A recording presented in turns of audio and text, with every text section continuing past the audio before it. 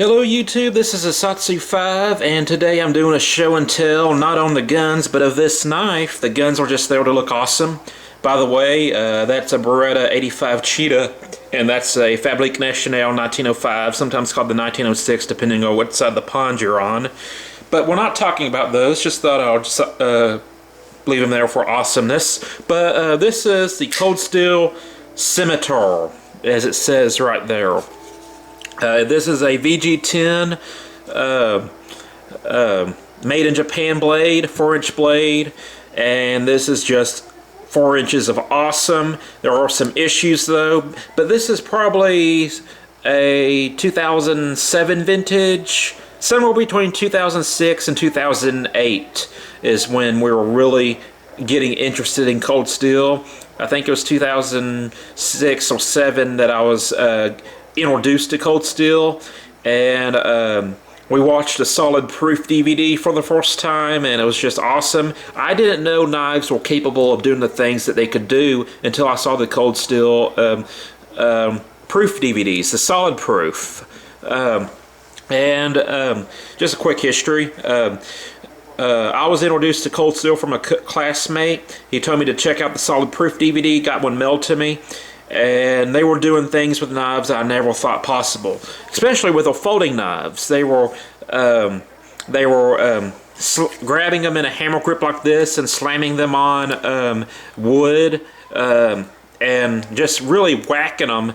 And the lock wasn't failing. They were hanging weights off of them. They were doing monkey bars. They would have these stuck in pieces of wood, and they'll do monkey bars and chin-ups and push-ups, not push-ups, but chin-ups with them, and it was just amazing. And these things were sharp. They were slicing open, you know, slabs of meat, brisket, you know, ribs, and all sorts of stuff. They were cutting manila rope. They were cutting free-hanging manila rope, which I never seen that done before. You know, when I was forced in the knife scene, I carried a Swiss Army knife, and I carried a Gerber at one point, and I carried hardware store knives. I had no clue what a quality knife could do because my only legitimate knife was a Gerber, Paraframe, and a Swiss Army knife. So when I was introduced to the tactical knife world, I was just completely dumbstruck. And in the Solid Proof DVD, Lynn said that he put everything he knew about knife fighting into this knife design. And let's take a look at it, this knife design, starting from tip to hilt. You notice this is an upswept blade. What does the upswept blade do for you? Well, with swords and to a lesser extent knives, although it's true for both, if you have a curved upswept blade, the knife is less likely to get stuck into your target. Let's just say you're cutting from collarbone to hip, like you do with a katana or anything like that. The upswept blade will keep in mind the sword and or knife will cut and break bones initially, but that momentum is going to go down, and you could eventually, with a straight blade, get stuck in the rib cage or whatever. But with the upswept blade, it allows it to slide across some of those bones and to cut itself out of the target, so your blade doesn't get stuck in the chest cavity or anything. And so upswept blades are really cool for slicing and draw cuts, and you know, they do a very good job of that. You got a big exaggerated swedge, which is going to take some resistance out of your thrust, so it's going to stab a little bit easier. But keep in mind, you got a good bit of meat at the tip. You got a strong tip right here.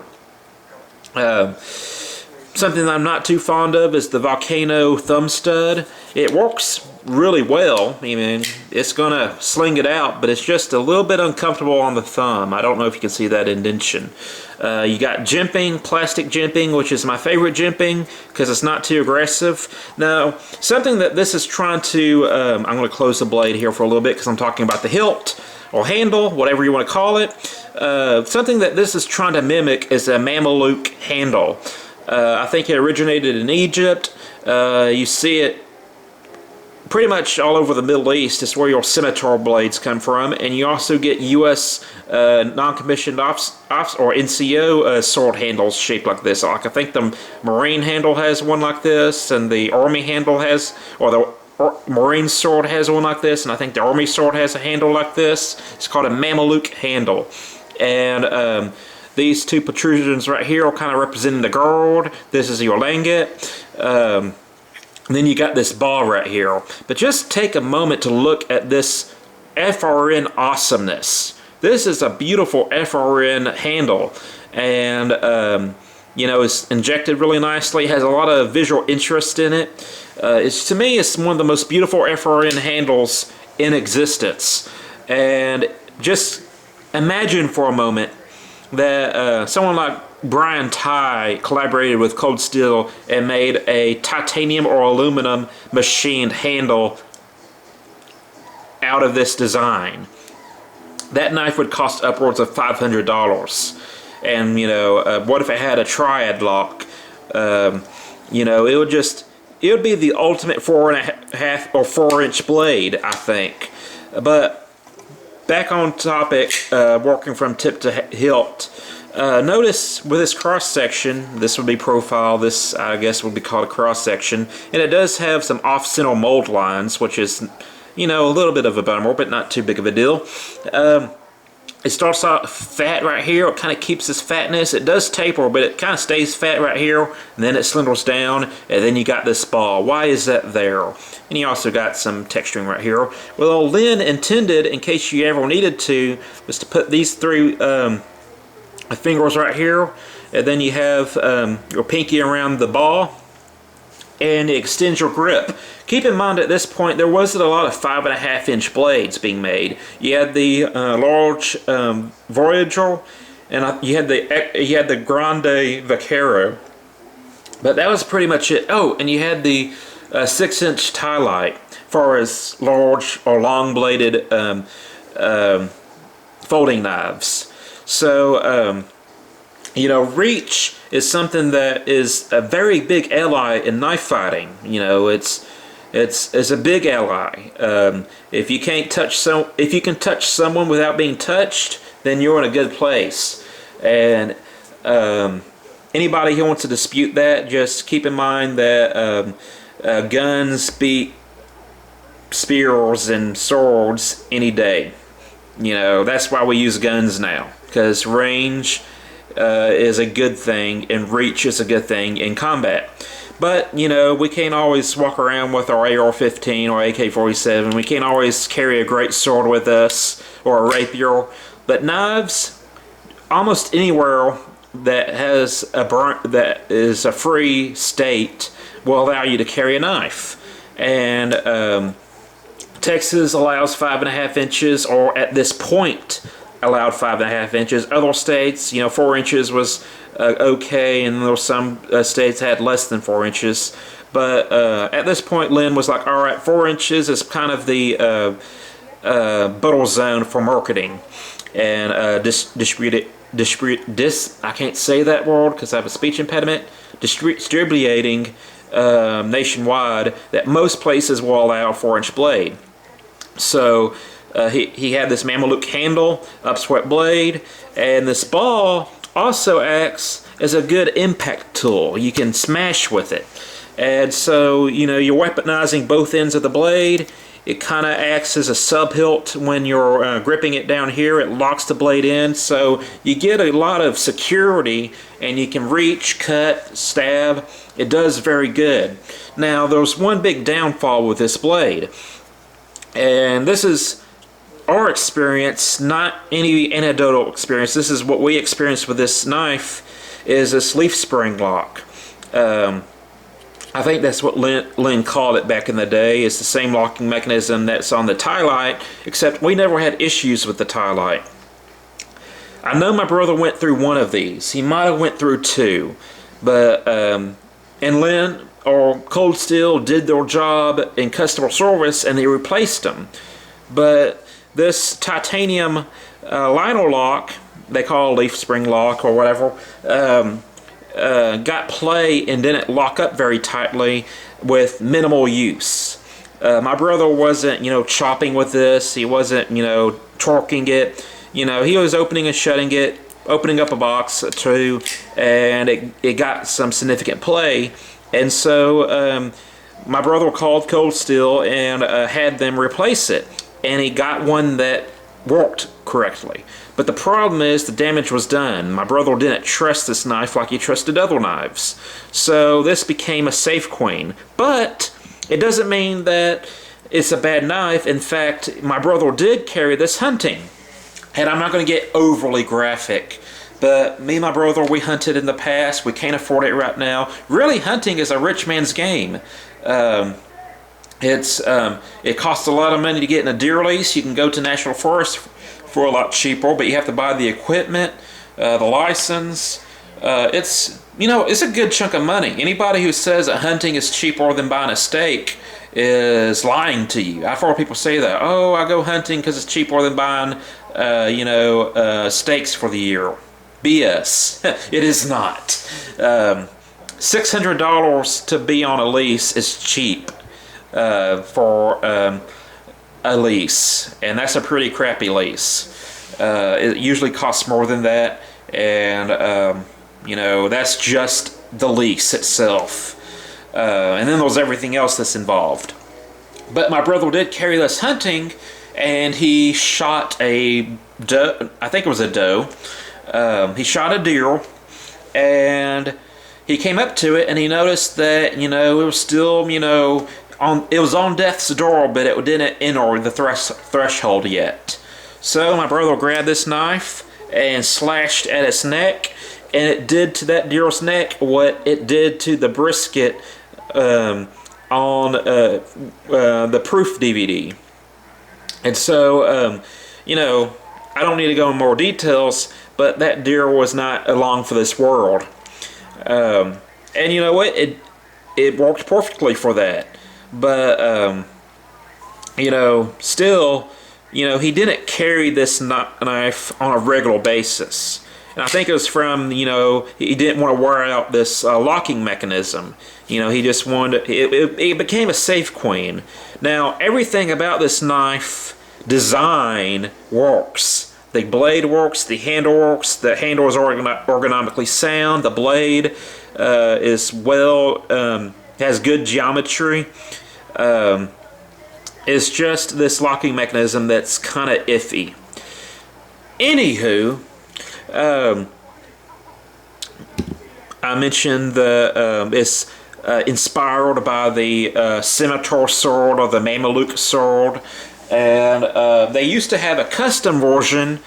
Cold Steel used to make custom quality knives for limited runs, and this is a good example of that old quality that they used to have. They still do this type of stuff, but not on the regularity or the scale that they used to do it. You might remember the Black Rhino, the Black Sable, or they had the Hatamoto, or the Caledonian Edge, or the Spectra. And this is the Espada. This is still in production, but they had this knife with this build quality, same design except without the it wasn't machined in the G10, it was smooth, but the same basic ergonomics and blade, and it had I think it had a opening plate, and they called it the Tower. And so you had the Scimitar and you had the Tower. And some of you in the knife community might know of the Tower, but it's a completely different animal. It's 5.5 inches, full flat grind, really wheeled swedge on it that to me doesn't really do much in practical terms, but it's there. It's not terrible, but it's definitely not as catching as the Scimitar swedge. But you got this awesome upswept blade. You got this flaring out area right here that prevents you from slipping up on the blade, and you even have kind of the remnants of a knob right here where you can strike. And this is awesome. This is the Cold Steel Tower 5.5 inch with the blue G10 piece steel. This is an awesome knife. I have two of these, one fully serrated that Lynn gave to me, and I have this one that I bought, and one of my biggest regrets is not getting the 4-inch version in the gray G10. But anywho, I carry this knife not on a regular basis, but you know, probably on a monthly basis. And it's now discontinued, as with this one. This one's long discontinued. This one's recently discontinued. And they kind of share a history. This is the evolution of this. And to me, this is the most beautiful FRN handled knife ever devised. I love the aesthetics of it. I love the Mameluke inspired handle or hilt. It's ergonomically sound in just about any position. And the only two things that I don't like about this knife is the leaf spring lock. It'd be awesome if it was Triad, but Triad wasn't invented yet, or it wasn't used by Cold Steel yet. And it has the Volcano thumb stud. I think I might have mentioned that. This is my second time filming the video. But I love the Mameluke inspired hilt. I love the blade. You know, just a very tactical blade in the best way possible. It doesn't look, you know, it doesn't look G.I. Joe-ish. It doesn't look tactical. It looks like its own genre of knife. It borrows from history, but yet is a very modern take on it. And it's just awesome. And, you know, it's just... Me and my brother were going through his knife collection, and I was like, you know what? I want to talk about this. I want to introduce this to the younger crowd that might not have been in the Cold Steel scene or the knife scene when I first started getting into knives. And there's one more thing I want to mention. They have a cutout right here so you can easily access the leaf spring lock. That can be an issue if you torque on the lock in hard use and putting your thumb against the blade. It can close on you. It's never happened to me, but I know of one guy that that's happened to. But anyways, this is just an awesome knife. If I had to choose an old school 4-inch knife for self-defense, honestly it would be the old school Recon 1. But, you know, this design is pretty solid other than that locking issues we had. Anywho, I wanted to introduce this to y'all just to show you what Cold Steel had in their lineup a long time ago. My brother tried to bid on a stag handled Trailmaster Carbon V made in America, and he didn't quite make it. But Cold Steel had some very awesome products in its past. They had the Imperial Taipan, which was a very dressed up Taipan. I think it might have even been Damascus. And Cold Steel still does this. Like every couple of years, they'll come out with like a very high-end product, like the Formax or the Viking Sax or the Viking Sword in Damascus. They had the Quaken at one point, the Corsica. They don't make a lot of these types of knives on a real regular basis. This one's still in production, by the way. But like every now and then, they'll be like, you know what, I want to make something this high-end. And we talked to Lynn about this way back, I think in 2008. Might have been a year or so after, I can't remember. But we're asking them, you know, why, about the Osate steel, and, you know, why these knives weren't making as big of a appearance as they used to. And Lynn basically said, you know, that he caters to the available market in the comedy. You know, he's not going to make like a $500 knife when the comedy's bad. You know, he wants people to be able to afford his stuff. And something I really give credit to Lynn is that he tries to make knives on an ABS standard, but on a much more affordable price tag. Now, I personally think he failed at this. Not because he sucks at what he does. He's awesome at what he does. But you're not going to get a Swiss watch, Rolex, Omega, or any of the other Swiss watches. You're not going to get a Swiss watch quality on a Timex budget. I'm not calling his stuff Timex budget because, frankly, his stuff's better than Timex. Timex isn't horrible, but I consider his stuff to be better than the Timex. But y'all know what Timex is. That's why I'm using it in the example.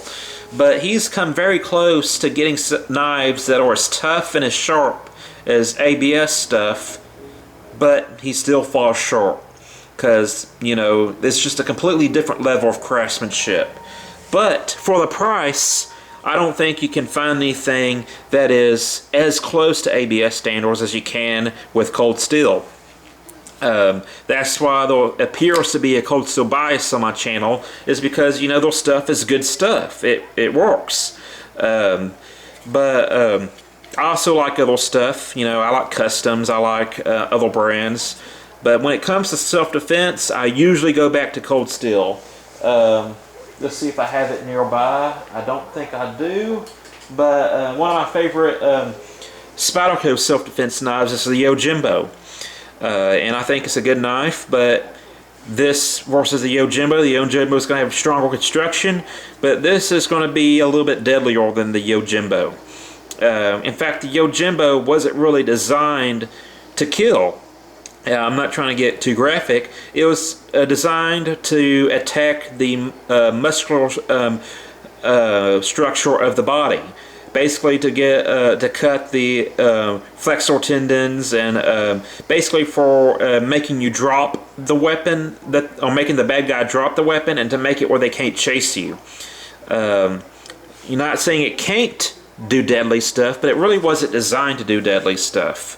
It was designed to incapacitate, not necessarily kill, which in the grand scheme of things, all you need to do is incapacitate, but sometimes you need that extra edge. You need to be able to do the dirty stuff to stop the threat. You can't play around with, you know, incapacitating someone and worry about their safety as well. But anywho, this is one of my favorite vintage cold steel folding knives, at least for the price. It has its issues, but it's beautiful, and I wanted to share it with you. So that's it. I'm a Satsu 5, and I'm out.